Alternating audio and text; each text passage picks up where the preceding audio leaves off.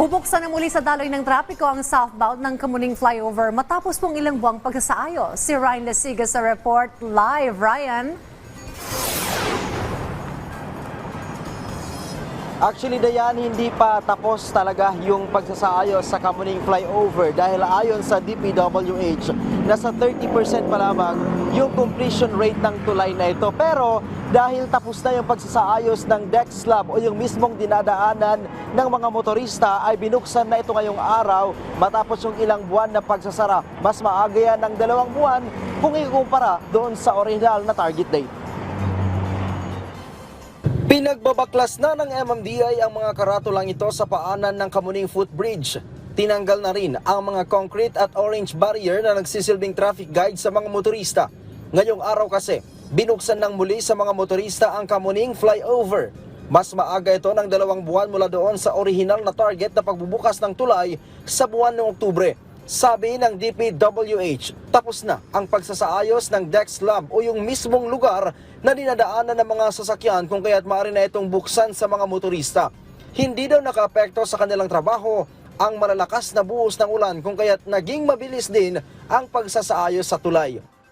Ngayon po, alas 6 ng umaga ay bubuksan po natin itong bridge na ito para madaanan po ng ating mga kababayan. Ito po ay nagpapakita na sa kooperasyon po ng lahat sa pagtutulungan ng mga ahensya ng pamahalaan ay naiisa sa katuparan po natin yung mga ganitong proyekto na magbibigay po ng seguridad sa ating mga kababayan.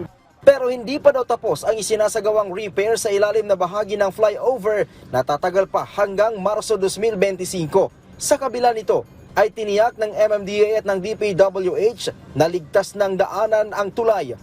Actually, 30% na po ang accomplishment natin. Mas marami po tayong gagawin sa ilalim. Tapos na po ang paglalagay ng mga carbon fiber sheet. Ngayon po ilalagay natin yung chain type na restrainers para po masigurado na during malakas na earthquake po ay hindi hihiwala yung substructure sa superstructure po nitong tulay na ito. Sa kasagsagan ng pagsasara ng flyover ay usad pagong ang traffic tuwing peak hours na nagsisimula sa bahagi pa lang ng South Borromeo sa Quezon City. Dito kasi nagsisimula ang 1.5 lane na isinara ng MMDA hanggang sa mismong Kamuning Flyover. Bukod sa nagiging embodo na ang daloy ng traffic, naiipon lalo ang mga sasakyan pagdating sa traffic light sa bahagi ng Timog Avenue. Nitong buwan ng Mayo, nang pansamantalang isara ang 32 taong gulang na tulay para isailalim sa retrofitting. Layon ng isinagawang pagpapatibay na maiwasan ang matinding pinsala sa oras na tumama ang The Big One o malakas na lindol.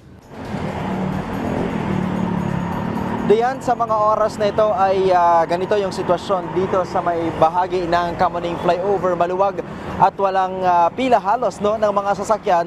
Malayong yung sitwasyon na yan kung ikukumpara natin noong mga araw na pansamantalang sarado yung Kamuning Flyover sa mga motorista dahil nga doon sa isinasagawang retrofitting. Samantala na yan, sinimulan na rin ang pagsasaayos ng Magallanes Flyover nitong buwan pa ng Abril. Sinabi rin ng MMDA kanina na isusunod na nilang isailalim naman sa repair sa mga susunod na buwan o bago matapos yung taong ito ang Guadalupe Bridge. Dayan. Maraming salamat, Ryan Lesigas.